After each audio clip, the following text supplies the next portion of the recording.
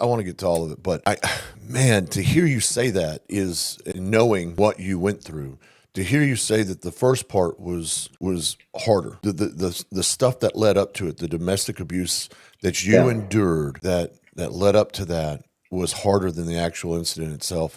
I think it's telling. It's telling about how much you went through and how traumatic it was. Yeah. Yeah. Well, I think when we're talking about a man, what's important to a man, right? His integrity, his name, the respect he gets from his community, his family, all of that was under attack by domestic abuse. Yeah. Domestic violence relieved me of all that things. pressure, because the world finally got to see how crazy it really was.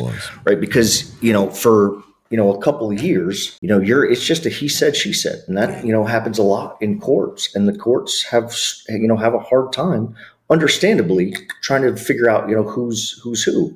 Right. And, when you're kind of under the gun as a man, being falsely accused of all this stuff that, your family knows you're not that person, right. but, they're going to be seeing where there's smoke, there's fire. Right. And in my case, there was some smoke. Right. And there was understandably some doubts about my story because of, of the kinds of things that she did. So that, the attack on my integrity, I will take a bullet to the heart before I take my name being